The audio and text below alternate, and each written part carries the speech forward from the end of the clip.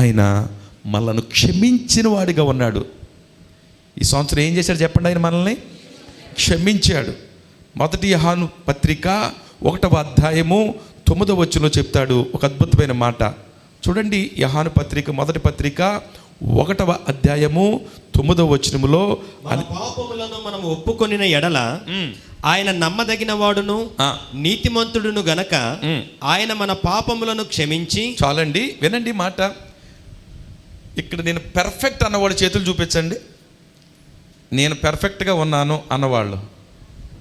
మా వజ్రం ఎందుకెత్తిందో తెలియదు. నువ్వు పెర్ఫెక్టేనమ్మా, దేవుడిని దీవించిన గాక. Very good. పెర్ఫెక్ట్ అంటే దాని అర్థం ఏంటంటే, పెర్ఫెక్ట్ అంటే ఏదో సర్ప అనుకుంటుందేమో కదా. ఓకే, పెర్ఫెక్ట్ అంటే ఏంటంటే నేను ఏ అబద్ధము ఆడలేదు, నేను ఏ చెడ్డ మాట పలకలేదు, ఏ తప్పుడు పని చేయలేదు, నేను ప్రతి దాంట్లో కూడా సెల్ ఫోన్లో కూడా ఎక్కడుంటే అక్కడే ఉన్నానని చెప్పాను. కొంతమంది సెల్ ఫోన్లో ఏమంటారు తెలుసా? ఎక్కడున్నా అప్పుడు నీ పక్కనే ఉన్నాను. ఉత్తితే వీడు 7 సంవత్సరాలు వెనకాల ఉంటాడు ఎక్కడో. సెల్ ఫోన్లో ఎన్ని అబద్ధాలు ఆడి ఉంటామో. ఒక్క అబద్ధం ఆడలేదు. లేకపోతే ఆరాధనకి ఎందుకు రాలేదు తల్లి, అమ్మ ఎందుకు రాలేదు సహోదరుడా, ఏం లేదండి కడుపులో తిప్పేసిందండి. ఉత్తిదా ఏం తిప్పలేదు నీకు, నా మీద కోపకించి మానేసి ఉంటావు నువ్వు. లేక పక్క సహోదరి మీద కోపకించి మానేసావు. నీకు ఎల్లబుద్ధి కాలే, దేవుడి మీద కోపం వచ్చేసింది, నువ్వు అడిగింది ఎత్తలేదు కదా. అది నీకు బాధ కలిగి ఏం చేసావు? కోపగించి మంచం మీద పడుకున్నా. ఇట్లాగా మనం ఎన్ని తప్పులు పొరపాట్లు చేసి, ప్రభువా ఈరోజు ఇక్కడికి వచ్చాను, నన్ను క్షమించు అంటే ఏం చేశాడట ఆయన? ఒకసారి దేవునికి బిగ్గరగా స్తోత్రం చెప్దామా? క్షమించుటలో ఆయన ఎట్లాంటి వాడట? నమ్మదగిన వాడు. ఈ 2024వ సంవత్సరంలో ఫిబ్రవరి 27వ తారీఖు నుండి ఈ 25వ సంవత్సరం ఈ తారీఖు వరకు కూడా మనం ఎన్నెన్నో పొరపాట్లు చేసాం, ఎన్నెన్నో తప్పిదాలు చేసాం, తెలిసి తెలియక పడిపోయాం. అయినప్పుడు కూడా దేవుడు మనల్ని ఏం చేశాడండి? ఈరోజు క్షమించి ఆయన ఆలయంలో ఉంచారు. ఆయన ఎంతైనా నమ్మదగిన వాడు. దేవునికి స్తోత్రం కలుగును గాక. 4వ మాట చెప్పి నేను ముగిస్తాను. 4వది ఏంటంటే, గమనించండి, నేను సంఘాన్ని ఉద్దేశించి చెప్తున్న మాట ఏంటంటే, ఈ పరిచర్యలో దేవుడు ఏ ప్రాంతంలో నమ్మదగిన వాడయ్య అంటే సంఘాన్ని అభివృద్ధి పరచుట్లో నమ్మదగిన దేవుడు.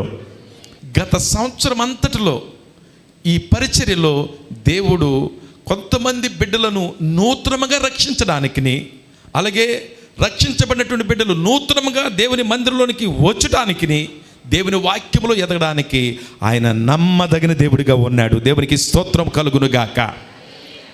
ఈ రానున్నటువంటి సంవత్సరం అంతటిలో కూడా, అందుకనే ఇక్కడ రాయబడిన మాట ఏంటంటే, ఇక్కడ చాలా అద్భుతమైన మాట 23వ వచనంలో చెప్పబడుతున్న మాట ఏంటంటే, చాలా స్పష్టంగా చెప్తున్నాడు, అనుదినము నూతనముగా ఆయనకు వాత్సల్యత పుట్టుచున్నది. అంటే దాని అర్థం ఏంటంటే, అనుదినం అంటే ఈ రోజుతో అయిపోయేది కాదు. Even years to come, days to come, weeks to come, ages to come, there is no any end of his love. ఆయన యొక్క ప్రేమకు, ఆయన వాత్సల్యతకు, ఆయన విశ్వాసతకు ఫుల్ స్టాప్ అనేది లేదు.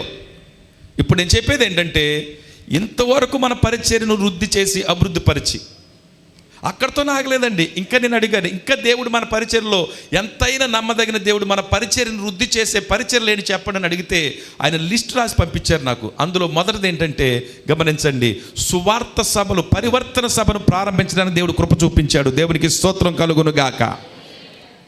వరదలు వచ్చి మునిగిపోతుంటుంటే ఆ యొక్క నవాబుపాలెం అనే ప్రాంతం, అలాగే విజయవాడ అనే ప్రాంతం, అలాంటి మునిగిపోతున్నటువంటి ప్రాంతాలకు వెళ్ళి అనేక మంది బిడ్డలకు సహాయం చేయడానికి దేవుడు ఈ సంఘాన్ని వాడుకున్నాడు. దేవునికి మహిమ కలుగును గాక. గమనించండి, ఎందుకు ఈ మాటలు చెప్తున్నానంటే, ఈ గతించినటువంటి సంవత్సరం అంతటిలో కూడా ఆయన ఈ పరిచర్యను వృద్ధి చేయటంలో, ఈ పరిచర్యను వాడుకున్నట్లో ఎంతైనా నమ్మదగిన దేవుడు. ఈ నమ్మదగిన దేవుడు రానున్న సంవత్సరం అంతటిలో కూడా మనలను నడిపించువాడిగా ఉన్నాడు.